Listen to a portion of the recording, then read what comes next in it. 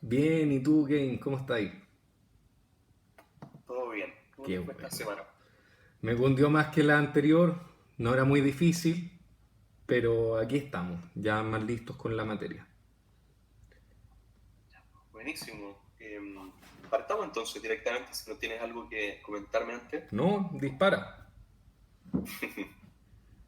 Comencemos. Concepto de responsabilidad contractual. Se han dado diversos conceptos, entonces cuéntame cuáles son, qué se puede criticar respecto a alguno de ellos.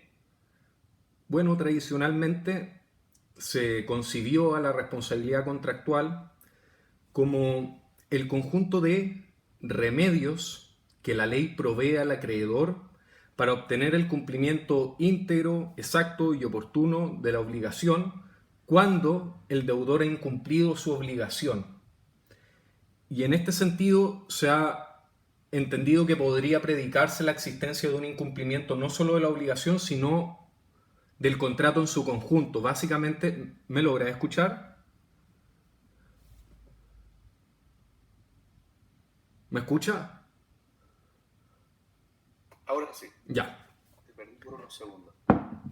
De manera que, siguiendo esta tesis, podría predicarse la existencia de un incumplimiento no solo de la obligación, sino del contrato, y sería más o menos una base igual, sería coincidente la existencia de un incumplimiento con la insatisfacción del interés del acreedor. Ahora, la doctrina más moderna tiende a concebir la responsabilidad contractual como aquella naciente del hecho ilícito que sería el incumplimiento al tenor del 1545, y en ese sentido la indemnización tiene por objeto, podría distinguirse entre el cumplimiento por equivalencia, entre quienes distinguen de la indemnización de perjuicios también, como la pretensión de una suma de dinero determinada que hace las veces del valor intrínseco de la prestación al tiempo del resarcimiento de todos los perjuicios que se deriven del incumplimiento, pero serían derechos autónomos. Muy bien. Excelente. ¿Qué problema trae entender, bueno, el incumplimiento y por consiguiente la responsabilidad como si su finalidad fuese satisfacer el interés primario del acreedor? Se volvería un despropósito la distinción entre las obligaciones de resultado y las obligaciones de medio, la cual es fundamental a la hora de determinar la prestación debida y, por consiguiente, si es que cumple o no el deudor. En este sentido, si es que fuera únicamente la insatisfacción del interés del acreedor el requisito para que hubiera un incumplimiento, ¿qué ocurriría? Que en todas las obligaciones básicamente se volverían obligaciones de resultado, y las obligaciones de medio requieren examinar la conducta del deudor para fin de hacer un juicio de juridicidad de esa conducta, en el sentido si fue esta negligente o no en relación al modelo o el estándar legal. Por lo tanto, por lo tanto no así, bueno, básicamente, y si todas las obligaciones fueran siempre de resultado, hay una justificación económica para que no sea así, puesto que se incrementaría el costo de todos los servicios y prestaciones, suponiendo un médico cuyas obligaciones, que hay obligaciones de médicos que son de resultado, pero si todas las obligaciones del médico fueran de resultado, él tendría que internalizar en el valor de la prestación todos estos costos que podrían tener lugar en el caso de una indemnización. Bien, excelente, muy, muy bien. A veces la responsabilidad contractual se toma en un sentido amplio, a veces en un sentido restringido. ¿A qué me refiero con esta distinción? En un sentido amplio sería como todos los medios que provee la ley frente al incumplimiento, cumplimiento forzado, indemnización de perjuicios, resolución por inejecución en los contratos bilaterales, medios auxiliares del acreedor. Y en un sentido estricto tendríamos o entenderíamos la responsabilidad como la indemnización de perjuicios, como ese derecho específico a solicitar una suma de dinero determinada en el evento del incumplimiento. Excelente. Es un concepto más, bueno, paradójicamente más amplio en el sentido de la responsabilidad contractual y la extracontractual. Lo que tienen en común es precisamente la indemnización. Y hay también otra noción de responsabilidad que quizá ya está dicha en lo que íbamos conversando, que se toma a partir del 2465. Mm. la responsabilidad a partir de la garantía general de prenda del deudor como una afectación por el solo ministerio de la ley a la totalidad del patrimonio del deudor al tiempo de contraer una obligación a efectos de que el acreedor pueda en última realizar en él su pago, o sea, realizar los bienes del deudor a fin de pagarse con el producto de la venta que ello obtenga. Muy bien. ¿Qué crítica se le puede dirigir a esta definición? ¿A cuál definición? ¿A ese entendimiento de la responsabilidad? Como la afectación del patrimonio del deudor.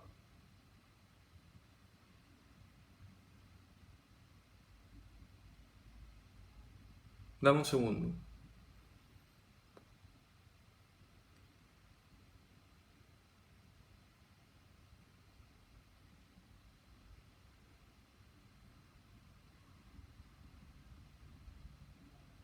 Qué crítica. Este caso, la crítica es meramente conceptual o teórica, si quiere. ¿Por las obligaciones naturales? Es más bien porque no es específica, que el derecho de prenda general comprende cualquier tipo de obligación, no solamente la responsabilidad contractual. Entonces no nos dice lo específico de la responsabilidad contractual. Podría ser un delito, un cuasi delito, la ley misma cuando impone obligaciones. Ya, perfecto. ¿Cuál es la diferencia entre estar obligado y ser responsable en términos civiles? Estar obligado y ser responsable. Buena pregunta. No bien lo apunte, pero déjame pensar un poco. Entre estar obligado y ser responsable. O sea, me imagino que estar obligado en el marco de la responsabilidad contractual se refiere a la posición en la que se encuentra un sujeto respecto al otro, de dar, hacer o no una cosa, en virtud del vínculo contractual naciente a partir del contrato, cuasi contrato, lo que fuere.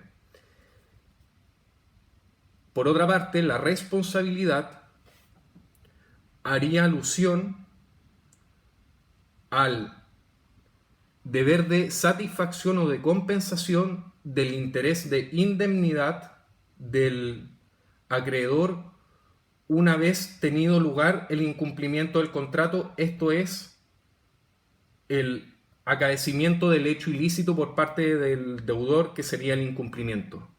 ¿Va por ahí? Perfecto, muy bien. Buena intuición. Y en la misma línea, ¿es correcto decir que los remedios que tú me mencionaste son los efectos del contrato, como parecieran estar regulados en el código? No, no es cierto. O sea, primero los efectos del contrato son naturalmente los derechos y obligaciones que éste crea. Luego uno podría decir, entonces los remedios que provee la ley son los efectos de las obligaciones que el contrato genera. Pero eso no es cierto, sino que desde una perspectiva técnica correcta, el efecto de las obligaciones desde la perspectiva del deudor es el deber de prestación que éste tiene para con el acreedor. Y desde la perspectiva del acreedor, el derecho personal o de crédito que tiene respecto a el deudor. Y frente al deber de prestación, el acreedor, o sea, el deudor, puede cumplir voluntariamente y no cumplir, en cuyo caso la ley prevé una serie de remedios para que el acreedor pueda satisfacer o compensar su interés. Tal cual, muy bien. ¿Cuál es la diferencia entre los conceptos que tú ya has utilizado, que son el interés originario, interés de indemnidad? Sí, son bien interesantes. El interés originario es el interés específico que persigue el acreedor en el cumplimiento del programa prestacional. Es decir, el programa prestacional del contrato, lo mismo. Y el interés de indemnidad, de acuerdo a la noción planteada por Patricia López, me parece que era la profesora, consiste en el interés originario sumado además a la legítima expectativa que tiene el acreedor de que a su respecto no se genere ningún perjuicio, detrimento, menoscabo con ocasión del incumplimiento de la obligación. Tal cual, muy bien. ¿Qué se ha discutido en torno a la noción de incumplimiento como presupuesto de procedencia de estas tutelas que vamos a comentar? Se ha discutido, anexándolo con una de las preguntas anteriores que me señalaste sobre si es equiparable el incumplimiento con la mera insatisfacción del interés del acreedor. De manera que se ha planteado si el incumplimiento es cualquier desviación del programa contractual, por mínima que sea, en cuyo caso estaríamos comprendiendo que puede haber un incumplimiento del contrato en su totalidad y por tanto sería coincidente el incumplimiento con la insatisfacción del interés del acreedor. No obstante ello, la doctrina contemporánea o moderna tiende de manera casi unánime a coincidir que el incumplimiento se predica siempre de la obligación y no respecto al contrato, de manera que éste podría bien definirse como la inejecución total o parcial en el cumplimiento de una obligación o bien la ejecución tardía de la misma en el cumplimiento de una obligación de dar, hacer o no hacer. Muy bien, entonces recordemos algunos conceptos que estudiamos en obligaciones, pero requisitos del pago a grandes rasgos. Los requisitos del pago a grandes rasgos. Estamos hablando de la identidad del pago, la indivisibilidad del pago, la integridad del pago. Claro. Perfecto. Esos requisitos entonces nos dan la pista de cuándo la obligación está incumplida. ¿Y qué especies de incumplimientos se pueden distinguir? Incumplimiento total, parcial o tardío. Bien, muy bien. ¿Qué criterios se han propuesto para determinar la gravedad o relevancia del incumplimiento? Varios. Primero, se supone, siguiendo esta doctrina, de que se requiere cierta entidad en el incumplimiento para que éste haga meritorio la opción del acreedor de optar por determinado remedio establecido por la ley. Tengamos presente el caso de la resolución. Distintas bases o pautas que se han establecido por la doctrina dirían tales como, número uno, el incumplimiento de una obligación de tal importancia que pudiera razonablemente preverse que el acreedor no hubiera contratado sin ella. Luego tenemos por el incumplimiento de obligaciones de la esencia o de la naturaleza o bien obligaciones accidentales que han sido elevadas al carácter de esenciales por expresa convención entre las partes. Luego tenemos incumplimientos esenciales conforme ha sido expresamente pactado por las partes en el contrato. Luego también incumplimientos que reflejan dolo o culpa grave, puesto que en ellos el acreedor va a poder tener perfecto entendimiento o claridad de que no hay intención alguna por parte del deudor de satisfacer su interés originario primario. Y finalmente, probablemente el criterio que sea más relevante es que hay que atender al interés del acreedor al tiempo de la celebración del contrato, de manera que si este interés era razonablemente previsible para el deudor a la misma época de la celebración del contrato, si incumpliera las obligaciones contractuales que nacen a partir de ese interés originario específicamente, estaríamos en un supuesto de un incumplimiento grave de las obligaciones contraídas en el contrato. Impecable, muy bien. ¿Cómo se fundamentaba desde la perspectiva tradicional la existencia de un supuesto orden de prelación entre las tutelas? Claro, la doctrina tradicional señalaba de que por excelencia o la prelación consistía primariamente en obtener el cumplimiento forzado de la obligación y solamente de manera secundaria o bien complementaria, mas nunca autónoma, la acción de indemnización de perjuicio. Aquí yo partía de la base del principio de la fuerza obligatoria de los contratos, que en materia de responsabilidad contractual cambia su nombre al principio de permanencia de los contratos, según el cual los contratos se celebran para cumplirse, debiendo dársele mayor importancia a la voluntad exteriorizada y manifestada por las partes al tiempo de la celebración del contrato en orden a que éste se cumpla. Y bueno, eso era el fundamento, el principio de permanencia. Muy bien. ¿Qué excepciones reconocía esa perspectiva tradicional a este principio de la permanencia? Claro, el artículo 1489, inciso segundo, en donde se podría, de manera accesoria a la acción de cumplimiento forzado de resolución de perjuicio, solicitar de resolución, solicitar la indemnización de perjuicio, y muy especialmente a partir de los tres siguientes artículos. El artículo 1537, que permite, una vez que se ha verificado el incumplimiento y puede aplicarse una vez constituido en mora en deudor, puede solicitarse tanto la pena como la indemnización de perjuicio del cumplimiento de la obligación principal.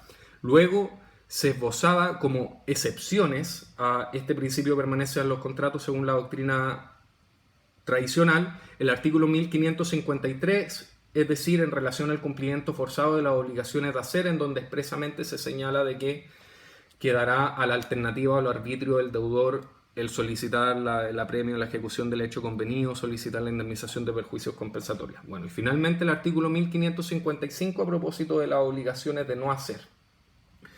También se podría plantear de manera autónoma la acción de indemnización de perjuicio, inclusive la doctrina moderna señala que en el apartado en donde se señala no siendo posible, o sea, siendo posible y necesaria la destrucción en relación al objeto que se tuvo presente a la mira de celebrar el contrato, esto diría en relación a si satisface o no el interés originario del acreedor, de manera que si no lo satisfaciese siempre sería procedente la acción de indemnización de perjuicio de manera autónoma o principal.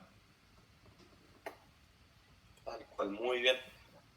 Y por último, respecto a esta parte introductoria, cuéntame, desde la perspectiva contemporánea que sostiene que existiría un derecho de opción, ¿qué limitaciones tiene el ejercicio de ese derecho? Sí, las limitaciones del derecho a opción sería, primero, naturalmente, las limitaciones propias de cualquier derecho subjetivo, que sería el contenido del mismo, aquello a lo que faculta un derecho es al mismo tiempo la esfera del ejercicio legítimo del derecho, y luego se señala a propósito del derecho a opción, en primer lugar, una limitación de orden interno sería el deber por parte del acreedor de diligentemente procurar que no se agraven los daños que sufrió como consecuencia del incumplimiento. Esto es sin perjuicio de que en última, en el patrimonio en que vayan a radicar dichas medidas... Disculpa, Carlos, perdí tu audio. ¿Sí? ¿Me escucha ahí? Yo pero no te estoy escuchando. A ver. Aló, aló. Todavía no. ¿No? Espérame. Espera. Me voy a salir y me voy a meter de nuevo.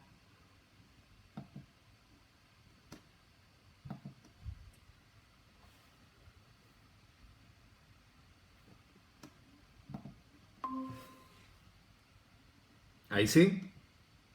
Ahora sí. Ya, perfecto.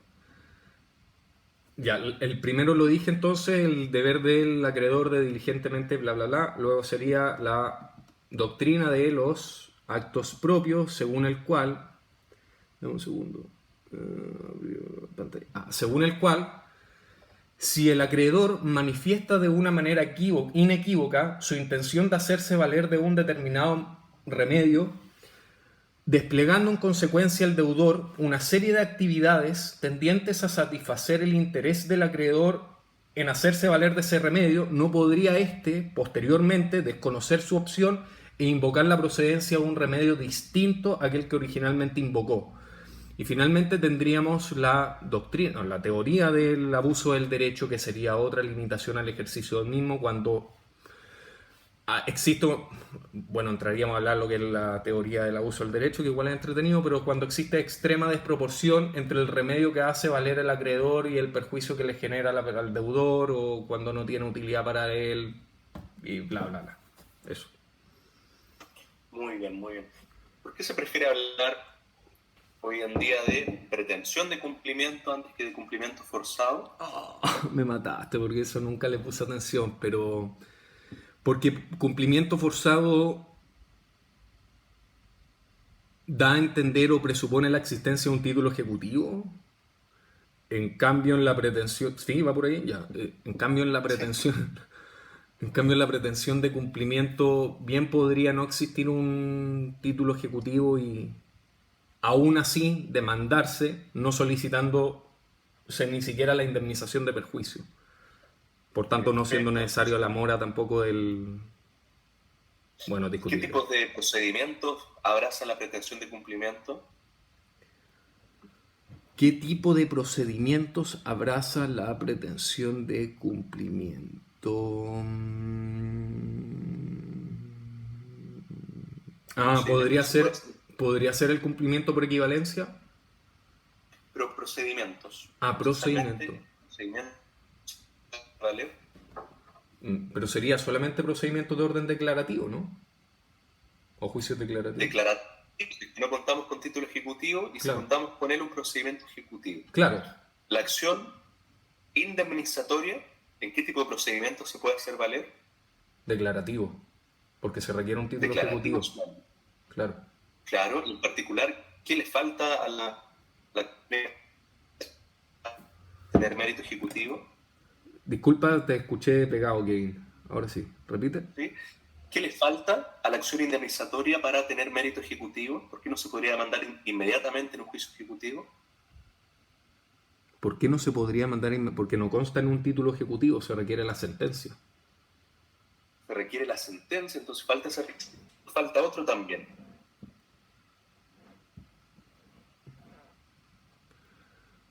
O sea, me imagino que solamente que sea, a ver, espérate, requisitos, título ejecutivo, obligación, acción que no se encuentre prescrita, actualmente exigible, que sea determinado, determinable, que sea determinada. Me imagino que solo va a ser determinado una vez que la sentencia establezca.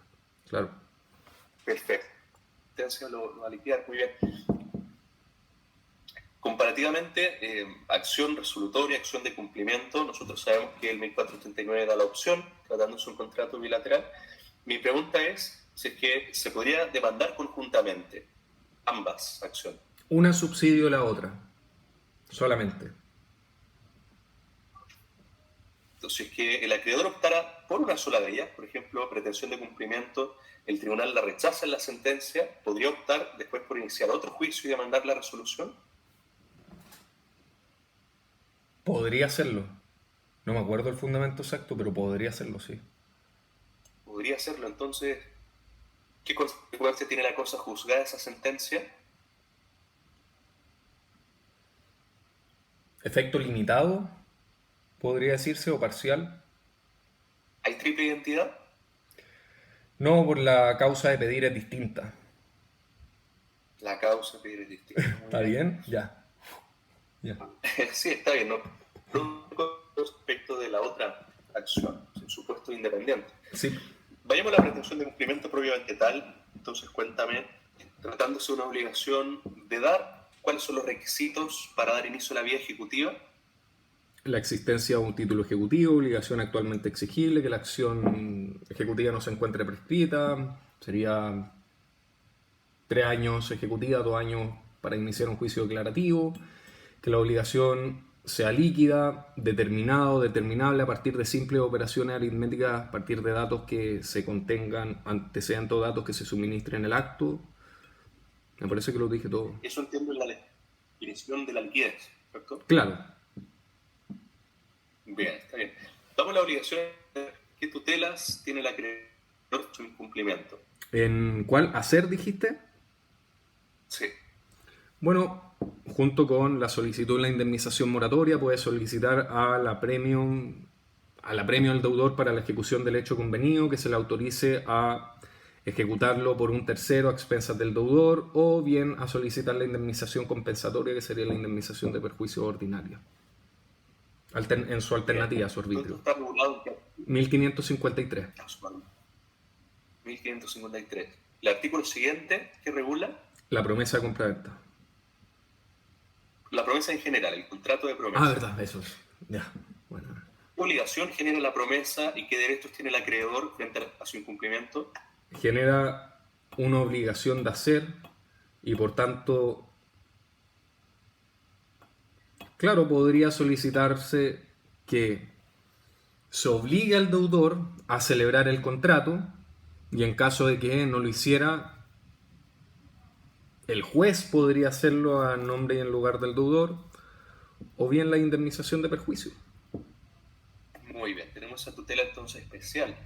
En el juicio, en la obligación es de no hacer, ¿qué remedios se dan al acreedor?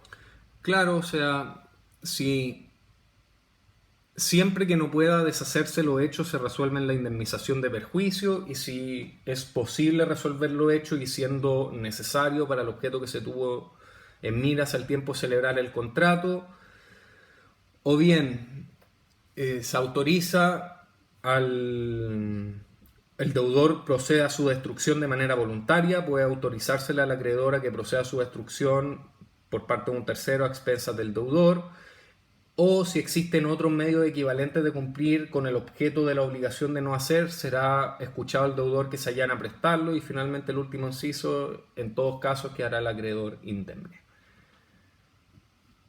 Excelente, muy bien. ¿Equivalencia es lo mismo que la indemnización de perjuicio? ¿Cómo? ¿Cómo? ¿Cumplimiento por equivalencia es lo mismo que indemnización de perjuicio?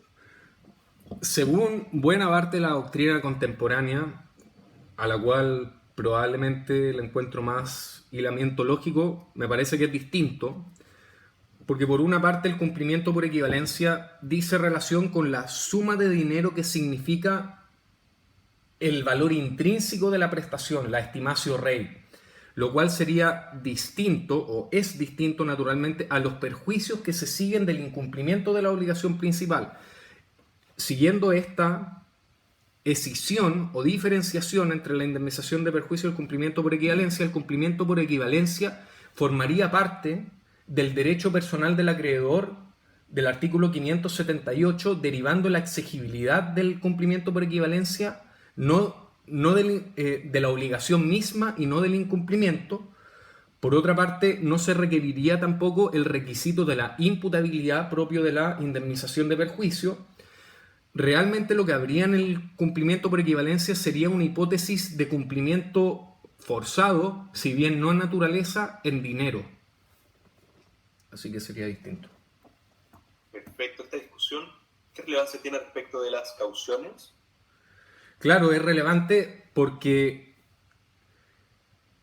respecto a las obligaciones que podrían cumplirse por equivalencia, esta sería la misma obligación incumplida, pero que cambia de objeto, ya no siendo la obligación in natura, sino un pago en dinero, y cobra relevancia porque respecto a la nueva obligación de indemnizar perjuicio, a ella no acceden las garantías que aseguraban a la obligación principal, ni tampoco quedan afectas a aquellos factores nacientes del vínculo jurídico original que pudieran afectar a la nueva obligación, porque son obligaciones distintas. En cambio, en el cumplimiento por equivalencia es la misma obligación, pero varía de objeto.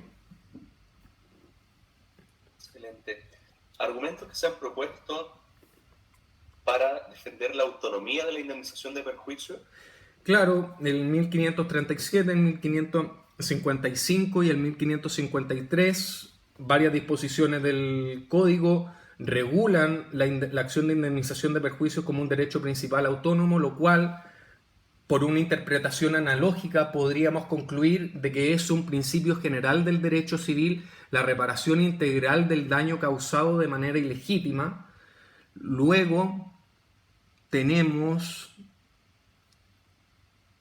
el caso de cierto tipo de contratos o ciertas hipótesis en donde el solicitar la indemnización de perjuicios de manera autónoma es la única manera que tiene el acreedor de satisfacer su interés, como por ejemplo ocurre en los contratos de tracto sucesivo, en donde supongamos el no pago de un periodo específico, podría bien el acreedor pretender sostener o continuar en el contrato con su contraparte, porque son contratos que miran bastante hacia el futuro, pero que pretenda la reparación de esa obligación específica incumplida, y puede que haya contratado con un tercero para subsanar y no quiere terminar el contrato, y solo sería procedente la indemnización de perjuicios para la reparación integral del daño. Luego tenemos otro argumento que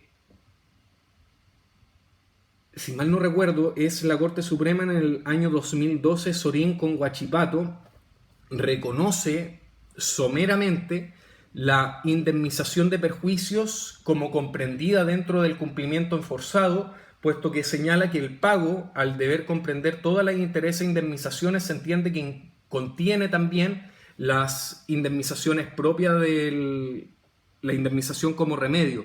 Ahora bien, sin embargo, este fallo tampoco le concede la pretendida autonomía por parte de la doctrina a la acción de indemnización de perjuicios, puesto que la circunscribe de todas maneras el cumplimiento forzado de la obligación, lo cual de hecho vendría a delinear más la separación entre el cumplimiento por equivalencia y la indemnización de perjuicios. Pero por ahí va. Y aparte que si solamente habrían casos también en donde se cumplirían todos los requisitos de la indemnización de perjuicios, pero por no cumplirse los requisitos de la acción de cumplimiento, de resolución, se tendría que rechazar la acción de indemnización de perjuicios, lo cual sería una clara vulneración al principio de reparación integral del daño causado. Bien, muy bien. ¿Cuál es la diferencia entre indemnización compensatoria y moratoria? Claro, una es la cantidad de dinero que tiene el derecho el acreedor por el incumplimiento total o parcial de la obligación, y en el otro es suma de dinero, bla, bla, bla, por el cumplimiento tardío de la obligación. Perfecto. ¿Cuáles son los requisitos de la indemnización? Incumplimiento imputable de una obligación contractual, perjuicios del acreedor, nexo causal entre el incumplimiento y los perjuicios del acreedor, la mora del deudor, la ausencia de concurrencia de una causal de exoneración de responsabilidad. Perfecto. El incumplimiento, ¿quién tiene que probarlo? Antes de entrar en detalle, primero dime, ¿cuál es el principio general de distribución de carga de la prueba? Ya, perfecto. El artículo 1698 establece que la prueba de la obligación y su extinción corresponde a quien alega esta o aquella. De manera que en toda demanda de indemnización de perjuicio, la existencia de la obligación va a tener que ser acreditada debidamente por el acreedor, mientras que el cumplimiento de la obligación, esto es, la extinción de la obligación, siempre va a corresponder al deudor. Por lo tanto, de hecho podríamos decir que en materia contractual rige en Chile un sistema de responsabilidad por culpa presumida, o por imputabilidad presumida, por el artículo 1547. Vayamos elemento por elemento. Primero, el incumplimiento, ¿quién tiene que acreditarlo? En la indemnización. El incumplimiento, el incumplimiento. O sea, en la práctica, el acreedor va a intentar o hacer valer medios probatorios orientados a comprobar el incumplimiento, pero no tiene la obligación, por decirlo. ¿No tiene la carga de probar el incumplimiento? Claro, ¿De mandar la indemnización? No tiene la carga de probar el incumplimiento. No la tiene. ¿Cómo se prueba una obligación?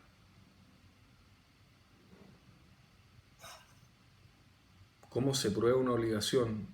El inciso segundo del 1698 puede ser, ¿o no? Instrumento... Pero en general, digamos, si yo quiero probar una obligación... Con un instrumento público-privado. Por ejemplo, eso serviría en el caso de un contrato. Pero en términos más generales tengo que demostrar su causa, porque la obligación es el efecto de alguna causa, algún título. ¿Y cuál es la causa de la obligación de indemnizar perjuicio? Bueno, anótame eso, tenéis toda la razón. El hecho ilícito del incumplimiento, por tanto, tendría que probar el incumplimiento. Bueno. Tiene que probarlo el acreedor, ¿ya? Por favor, anótame eso. Está bueno, ¿verdad? Y la imputabilidad se presume. Se presume. Acá entonces profundicemos un poquitito. Primero, ¿dónde está esa regla de presunción de la culpa? Oye, disculpa, entonces si el acreedor tiene que probar el incumplimiento, esto significa que virtualmente la presunción del 1547, inciso tercero, en relación a las obligaciones de medio, también le correspondería... No te me adelantes. Ya. Vamos a comenzar en eso. Ya. Entonces, primero, cuéntame, ¿qué es por el 1547? La prueba de diligencia o cuidado incumbe al que ha debido emplearlo y el caso fortuito al que lo alega. Bien, entonces ahora sí cuéntame, ¿qué problema se producen las obligaciones de medio resultado en la aplicación de esta regla? Claro, a propósito de las obligaciones, a propósito con ocasión en lo referente a, que repito mucho la expresión a propósito de, en lo referente a las obligaciones de medio, el incumplimiento sería el equivalente a la negligencia o culpa de imputabilidad del deudor, puesto que en las obligaciones de medio a lo que se obliga al deudor es a comportarse diligentemente en aras a la satisfacción del interés originario del acreedor, pero a diferencia de lo que ocurre en las obligaciones de resultado, no se incorpora este interés originario al contenido exigible de la obligación, sino que lo exigible es el comportamiento diligente. De manera que la presunción del 1547 significaría que tan pronto hay un incumplimiento, significaría que éste al mismo tiempo es imputable. Por lo tanto, le haría sin peso la distinción en la apariencia. ¿Eso es o no? Va por ahí, pero clarifiquémoslo un poquitito más. En el mandato tenemos una regla expresa, ¿te acuerdas? Se responde, 2158. ¿Responde siempre de culpa leve? ¿Qué cosa? Pero respecto de la prueba... No leí eso. ¿Tienes tu código por ahí? A ver, dale. El 2158 trae un listado de obligaciones del mandante, pero ándate el inciso final. 2158. Ya. No podrá el mandante dispensar de cumplir estas obligaciones alegando que el negocio encomendado al mandatario no ha tenido buen éxito o que pudo desempeñarse a menor costo, salvo que le pruebe culpa. Ah, mira, espérate. ¿Qué te parece esa regla? No podrá... Este es uno de los principales fundamentos normativos de esa clasificación, porque expresamente nos está diciendo, bueno, no expresamente, pero claramente nos está indicando que la obligación del mandatario es de medios, porque no compromete el resultado del negocio. Buena, no ubicaba este artículo, lo voy a anotar, tienes razón. Ya, perfecto. Tiene la relevancia por esto, porque es un fundamento normativo de esa clasificación, y segundo, porque pone la carga de la prueba de la culpa en el acreedor, el mandante. Ya, ya, perfecto, eso tengo que complementarlo. Por favor, anótame igual el artículo ese en esa hojita que tiene. Entonces acá encontramos un problema. Preguntamos la culpa, se presume, se prueba. ¿Recuerda esta discusión? Sí. A mi entender, de todas maneras, teniendo en consideración la excepción que establece este artículo, aún en una obligación de medio le correspondería al deudor probar o le pesa la carga de la prueba.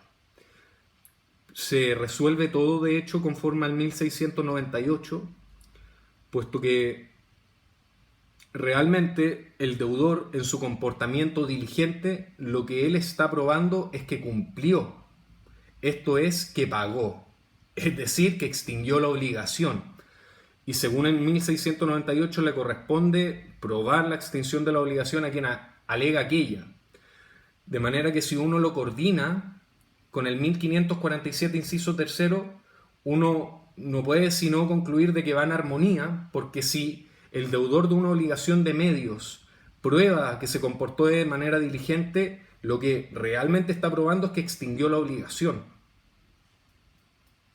que cumplió, que pagó. Hay elementos correctos en tu análisis, pero ojo, no confundir. Si estamos discutiendo la pretensión indemnizatoria, el demandado podría exonerarse probando que se extinguió, pero la indemnización podría probarlo, por ejemplo, porque ya le pagó una cantidad de dinero equivalente a los perjuicios, o bien porque transcurrió el plazo de prescripción. Pero acá estamos discutiendo si existe o no la obligación misma de indemnizar perjuicios, y quién tiene la carga, el acreedor. Tiene que probar el incumplimiento de ¿Ya? 58, que tiene que probar la culpa también.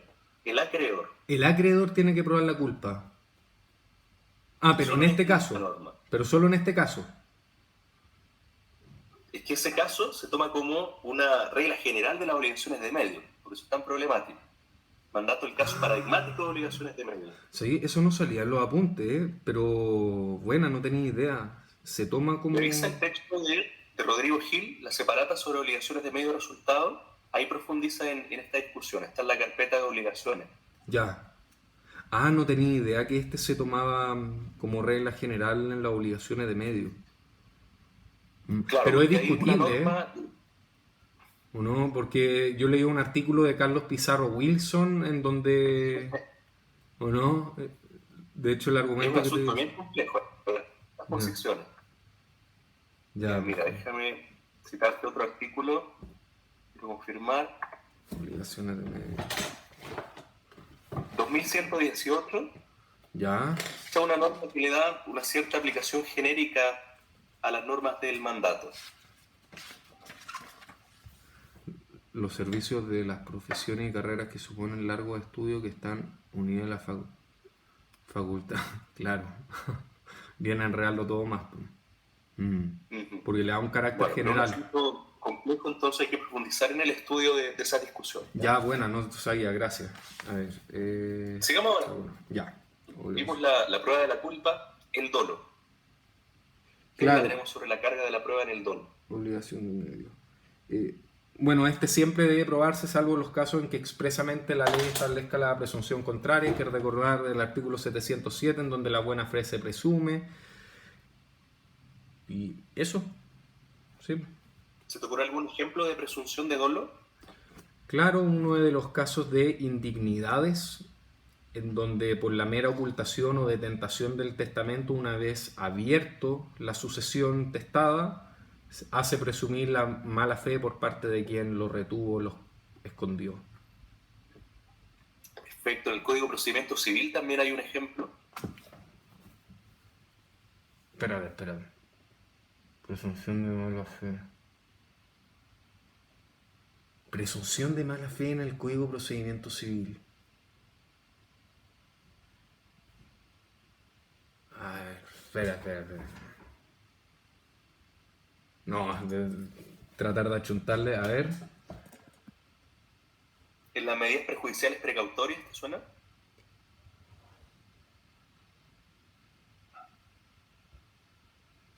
Sí, pero no sé qué presunción de mala fe podría extraerse de ahí.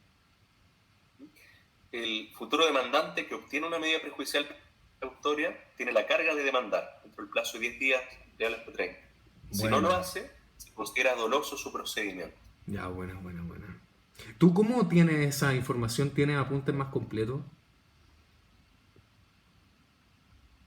No, esta presunción de dolo aparece en apuntes anteriores, quizá la viste en bienes, en teoría de la ley, quizá, y también en medidas cautelares. Cuando llega a procesal, la vas a ver con más detención. Ya, perfecto. Sigamos avanzando. Los daños, ¿quién tiene que probarlos? El acreedor, pues, el que lo sufre, el actor. El acreedor. Claro. Acá distingamos. ¿Qué tipos de evaluación de los daños existen? Judicial, legal, convencional. Perfecto. Entonces, ¿siempre el acreedor tendrá que probar los daños? No, solamente en la evaluación judicial, en la evaluación legal se establece, a propósito de las obligaciones de dinero, en donde basta el simple retardo para que quede configurado el perjuicio, donde serán los intereses. Y por otra parte también hay una excepción probatoria. ¿Cuál será el monto? ¿Ah? ¿Cuál será el monto de esos perjuicios? Los intereses corrientes. El interés corriente, bien. ¿Y la evaluación convencional a qué nos referimos? Claro, a la cláusula penal del 1535 específicamente, en donde tampoco va a ser necesario acreditar ni la existencia de los perjuicios, ni relación causal, ni el monto de ellos. Perfecto. ¿Cómo se define la cláusula penal y qué naturaleza jurídica se ha discutido que tendría? La cláusula penal se define en el artículo 1535 del Código del Bello, según la cual es aquella en virtud de la cual, aquella a la cual se sujeta una persona para asegurar el cumplimiento de una obligación principal consistente en dar o hacer algo en caso de no cumplirse la obligación principal o retrasarse o retardar su cumplimiento. Va por ahí, creo, la definición. Bien. ¿Cuál es su naturaleza jurídica? Una forma anticipada de evaluación de perjuicios y convencional. De caución, sería una caución personal. y de una pena civil, cumpliendo una finalidad sancionadora. Tal cual, muy bien. Perfecto. Bien, eso respecto a la carga de la prueba. Profundicemos ahora en la imputabilidad. Cuéntame, ¿qué es la culpa? ¿Qué es la culpa? La culpa, en términos amplios, es la omisión de diligencia en el cumplimiento de una obligación o en la ejecución de un hecho. Perfecto. ¿Cómo se aprecia la culpa en comparación al dolo? Se aprecia en abstracto. Esto quiere decir que el juez va a comparar la conducta del deudor incumplidor con la conducta que habría observado una persona que hubiese respetado el modelo legal, distinguiendo entre el culpa grave, lata, o sea, culpa grave o lata, levísimo, leve, del 44. Bien, cuéntame entonces sobre cada uno de esos grados de culpa y también cómo determinamos en el caso concreto a qué grado de culpa está obligado el deudor. Claro, la culpa grave o lata consiste en no manejar los negocios ajenos con aquel cuidado que aún las personas imprudentes. Espérate, no, po, que las personas imprudentes. Me falta. Espera, wow. Bueno, ya, se me faltó una palabra, pero va lo mismo, no me puedo enredar en una palabra. En no manejar los negocios ajenos con aquel cuidado que aún las personas negligentes y de poca prudencia suelen emplear en la administración de sus negocios propios. Luego la culpa leve es la falta de diligencia o cuidado que los hombres suelen ordinariamente emplear en sus negocios propios, y la culpa levísima sería la falta de aquella esmerada diligencia que un hombre juicioso emplea en la administración de sus negocios importantes. ¿Y cómo se determina? En primer lugar, autonomía de la voluntad, lo que hayan pactado expresamente las partes. Luego tenemos que ver, en caso de que no haya un pacto entre ellas, la regulación específica de cada contrato, como por ejemplo en el contrato de mandando, en donde el mandatario siempre va a responder de culpa leve. Y finalmente tenemos la aplicación del 1547, en donde los contratos que solo son a utilidad del acreedor se va a responder de culpa grave, la regla general culpa leve en los contratos conmutativos, y finalmente los contratos que solo miran a la utilidad del deudor va a ser como el comodato de culpa levísima. Perfecto. Las cláusulas modificatorias de responsabilidad, ¿de qué tipos pueden ser y qué objetos pueden contener? Claro, agravantes limitativas o eximentes de responsabilidad. Pueden decir relación con quien asume el riesgo en el evento de un caso fortuito. Se puede establecer un agravamiento o disminución de la responsabilidad del deudor por la cual él responde. Hay algunas que modifican los plazos de prescripción, lo restringen, o bien cláusulas en las cuales se altera la carga de la prueba, el onus probandi. Perfecto. Respecto a las eximentes de responsabilidad, ¿qué limitaciones se han establecido parte de la doctrina? Bueno, la exención de responsabilidad nunca puede ser total, puesto que bien podría fundamentarse o argumentarse que estaríamos en un supuesto de nulidad absoluta por el artículo 1475. Mal podría decirse que hay realmente un contrato si el deudor está autorizado para el incumplimiento del mismo, de manera que sería la hipótesis del 1475, en donde la obligación es nula cuando ésta es solamente potestativa de la voluntad del deudor.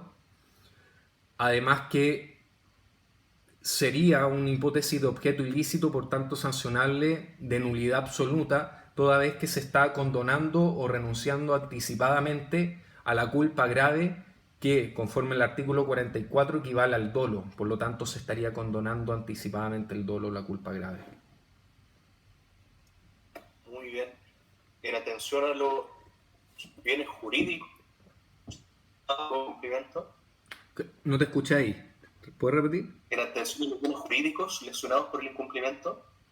En atención a los bienes jurídicos lesionados por el incumplimiento, ¿qué pasa con eso? El orden que... ¿Qué otra limitación se puede establecer? ¿Cláusula? Orden público. Por ejemplo, si yo celebro un trato con un mago en un circo y yo soy contratado como asistente, y vamos a hacer una actuación en que me arroja cuchillos. Ya. ¿Ya qué pasa Yo con...? podría renunciar a la indemnización en el evento de que algún cuchillo me lesione. Claro, pues sería una limitación de orden público por la existencia de bienes jurídicos que son de carácter indisponible para los particulares inclusive. Tal cual. Artículo 12, ¿qué requisito establece para la renuncia de derechos? Claro que solo mira el interés individual del renunciante y no está expresamente prohibida su renuncia. Y podría ahí entenderse, por ejemplo, de que existe un interés general de la colectividad en que no pueda renunciarse a aquellos, bla, bla, bla. ¿Puede entenderse así? Claro, por supuesto. Son tales, constitucionalmente consagrados, existe un interés de la colectividad. Ya. Bien, vayamos ahora al ¿Al qué? dolo. Ya, ya. El dolo, ¿Cómo como, se entiende? según el artículo, bueno, tiene demasiadas acepciones dependiendo la materia según la cual lo trata el Código Civil, pero en lo atingente a la responsabilidad contractual, conforme al artículo 44 del Código de Bello, sería la intención positiva de inferir injuria a la persona o propiedad de otro. Perfecto. ¿Qué dificultades presenta el dolo en su aplicación? Claro que solamente, según la definición del 44, implicaría la intención positiva, esto es, la hipótesis de dolo directo, quedando una zona gris o intermedia muy grande entre lo que es el dolo directo y la culpa. Por lo tanto, se ha interpolado o importado un concepto propio de la dogmática penal consistente en el dolo eventual. Vale decir, la conducta de aquel no tiene intención de dañar, pero que pudo representarse que el curso causal ordinario de su acción iba a tener como consecuencia dicho resultado dañoso o perjudicial, aceptando este o al menos siéndole indiferente la producción de dicho resultado. Perfecto, muy bien. ¿Qué reglas se aplican al dolo por contraposición a la culpa? El agravamiento de la responsabilidad del deudor según el 1555, en donde va a responder los perjuicios directos previstos y también de los imprevistos. Luego existe la responsabilidad solidaria de los deudores dolosos, del artículo no sé si era 23.17 o 23.29 por ahí, 23.17 creo. Y finalmente la imposibilidad de renunciar anticipadamente al dolo, solamente se puede condonar el dolo pasado y de manera expresa. Perfecto, 23.17 está bien. 17. Respecto a los daños o perjuicios, vayamos inmediatamente al daño moral y cuéntame sobre la que se dieron para rechazar su indemnización y para acoger. Sí, ahí me parece que es el 23-29 en donde había una norma específica que hacía procedente en materia extra contractual la solicitud de indemnización por daño moral, y a falta de una norma que pudiese aplicarse de manera equitativa en la responsabilidad contractual, tradicionalmente la doctrina y jurisprudencia principalmente tendió a desestimar las pretensiones de indemnización por daño moral. No obstante, ahora bien, contemporáneamente es de consenso indubitado la procedencia de la indemnización por daño moral en sede de responsabilidad contractual, teniendo por fundamentación el artículo 19, número 1, el artículo 19, número 1 y número 4 de la Constitución Política de la República. Derecho a la vida, integridad física y psíquica, imagen, vida privada y honra. Por ahí. Muy bien. Y originalmente, ¿qué argumentos se dan para rechazar su indemnización? La inexistencia de una norma específica que hiciera aplicable la reparación integral del daño causado con ocasión a la lesión de dicho bien jurídico en materia de responsabilidad contractual, a diferencia del artículo 23-29 que la hacía procedente en materia extracontractual. Pero era un sinsentido lógico igual. Claro. ¿Qué otros argumentos de índole prácticas? De índole práctica, la producción de resultados manifiestamente injustos, como por ejemplo, me parece que te lo comenté en la interrogación pasada, una persona que celebra un contrato de transporte, se sube al autobús... Sería un argumento, por favor, pero te pregunto en contra. En contra de la imposibilidad en que se encuentra el deudor de prever de manera cualquiera los eventuales daños morales que pudieran ocasionarse en el incumplimiento a la hora de celebrar el contrato. Para el deudor es algo del todo impredecible y podría quedar sometido a una eventual indemnización extremadamente gravosa, en términos tales que inclusive podría plantearse el no celebrar el contrato si es que consigue la posibilidad de tener que reparar algo de tal entidad, algo tan abstracto. Correcto, porque en cierto tiempo se sostuvo que el contrato cautelaba solamente qué tipo de intereses. ¿Patrimoniales? Claro, entonces eso está conectado con el argumento que tú me estás señalando. También la dificultad probatoria del perjuicio, la dificultad de su evaluación, también fueron argumentos en su tiempo. Bueno. Por último, trasladémonos a la resolución por inejecución, cambio radical de materia. Ya. Que yo asumo que estamos terminando, entonces me quedan poquitos minutos. Yo asumo que sabes perfecto el 1489, no te voy a preguntar lo obvio. Vamos a los requisitos de la resolución, cuáles son los que tradicionalmente se habían dicho y qué se ha discutido respecto de ello. Ya, perfecto. Los requisitos sería el incumplimiento de una obligación nacida en un contrato bilateral, o bueno, primero contrato bilateral. Ahí no hay problema, ya también es una discusión súper larga, pero es contrato bilateral, el incumplimiento de una obligación que sea imputable a una de las partes, que el acreedor que demanda haya cumplido su obligación o se encuentre ya no cumplirla, y finalmente se requiere la declaración judicial de la operatividad de la condición resolutoria. Ahora, ¿cuáles son los requisitos de la doctrina moderna? Sería, y que de hecho obviamente que uno está de acuerdo en la medida que va estudiando estas cosas, pero contrato bilateral, el incumplimiento grave y la declaración judicial, que a uno le va haciendo sentido en la medida que uno lee. Entonces es muy fácil en verdad estar a favor de y aparte te pone doctrina moderna. Entonces, ¿cómo no voy a ser moderno? Doctrina tradicional. ¿Quién quiere ser de los tradicionales? Obvio que es contemporáneo. Ya suena mucho mejor. Así que eso.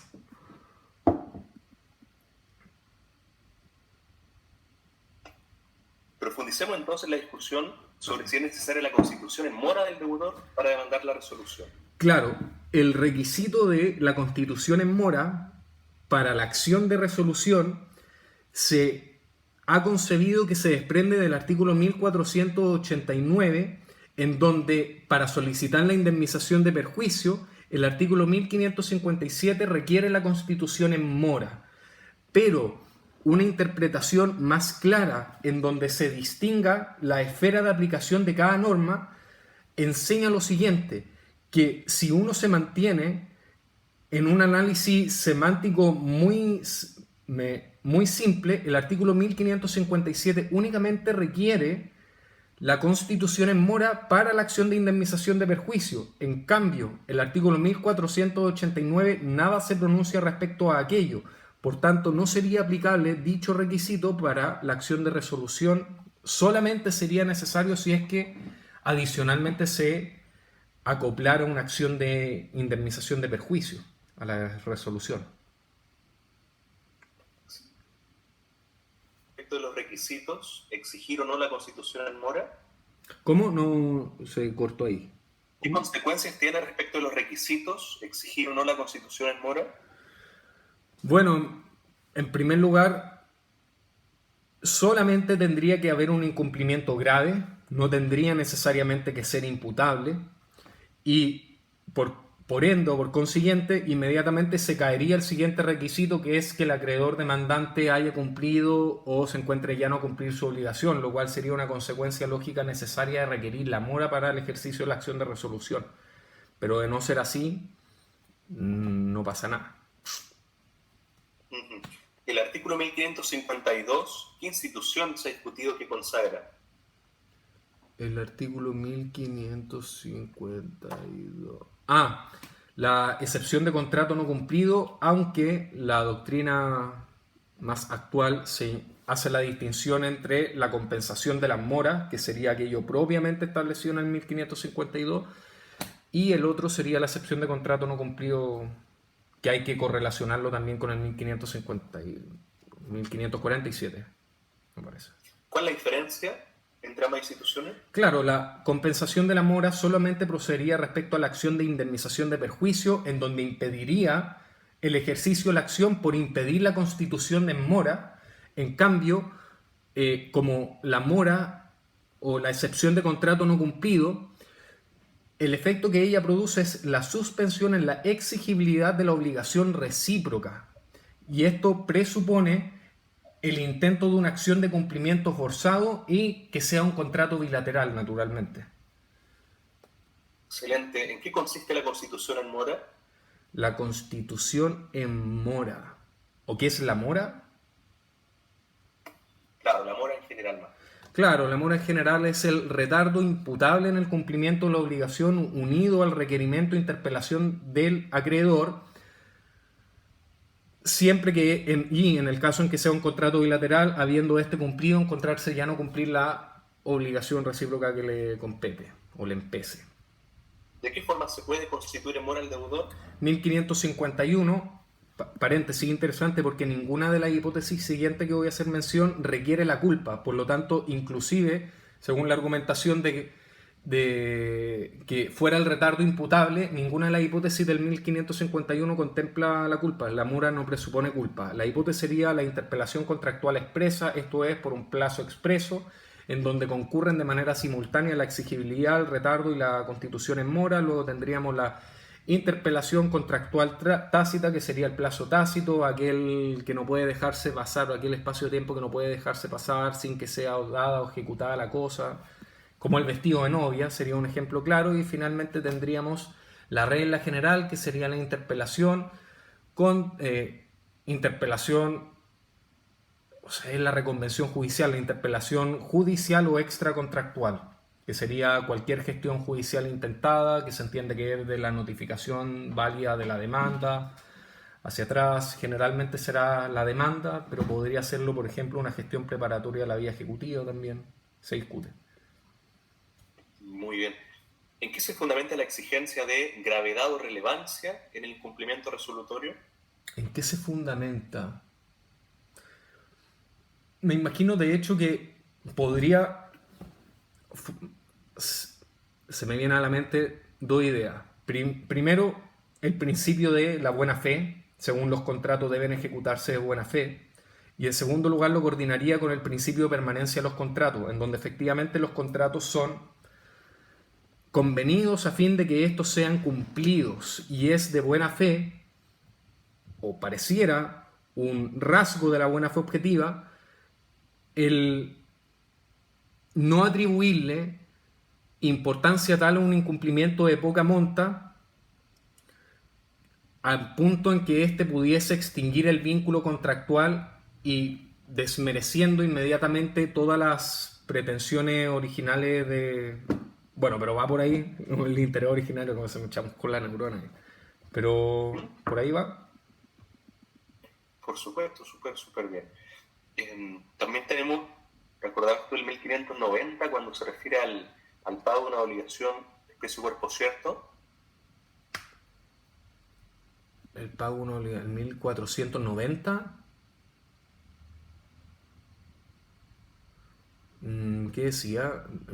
Valores que sufre la cosa y hace una serie de distinciones y por ahí menciona, hace una distinción entre deterioro importante y no importante. Ah, claro, si el deterioro no fuera importante, el acreedor está obligado a recibir la cosa en el estado en que es trasallare, teniendo que soportar los detrimentos o las mejoras que fortuitamente se le hubieran producido a ella. Claro, entonces eso se podría hacer general.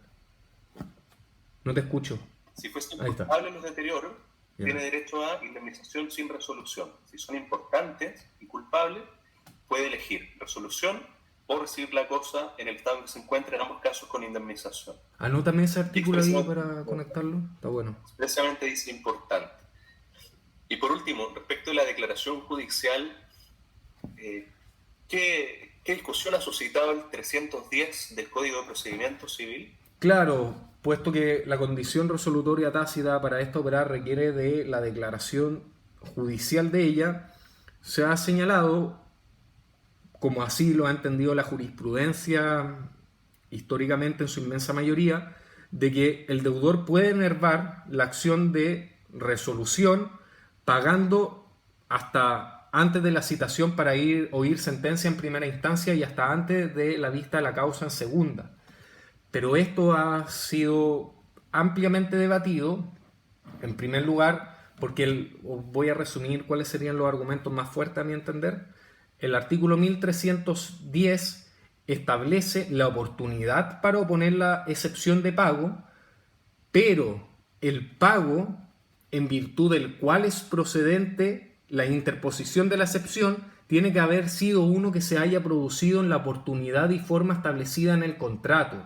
De manera que hay que distinguir entre la oportunidad de la excepción de pago y la oportunidad en que el pago en tiempo y forma debió haber sido realizado de acuerdo al contrato.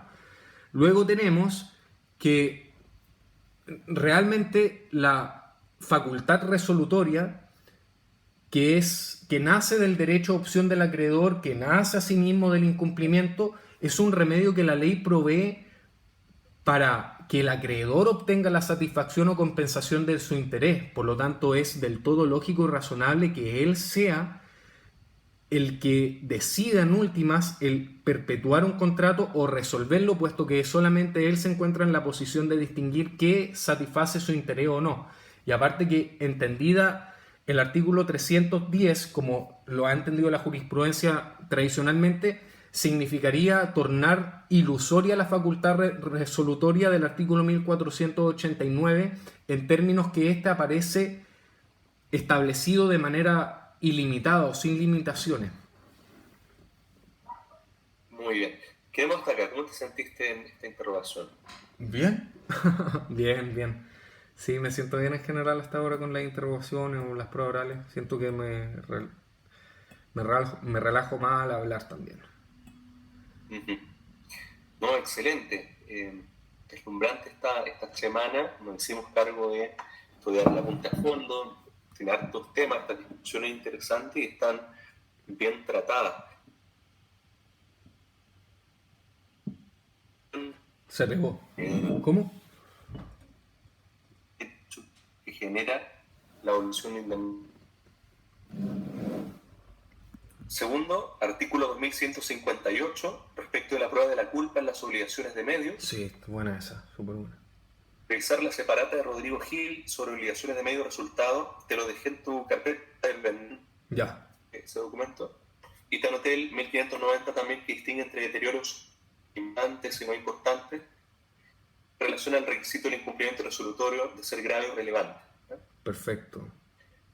Eso entonces para complementar. Lo más importante que queda es obligaciones de medio resultado. Ya, en eso tengo que poner más ahínco. Y oye, nunca había preguntado, pero pregunto ahora, si tuvieras que poner nota, ¿qué nota? Yo creo que esta fue excelente, dejando de lado solamente las obligaciones de medio resultado que podrían complicarte si versaras sobre eso el examen.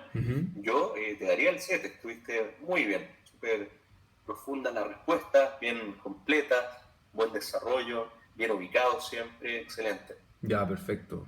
Súper, que gracias. ¿Alguna otra pregunta o comentario? En responsabilidad extracontractual es lo que viene, ¿no? ¿Sí? No, nada. Hay que ponerle pino nomás, todo es importante, me imagino, en eso. Claro. Listo, Carlos, que estés muy bien. Igual tú, muchas gracias. Chao. Nos vemos.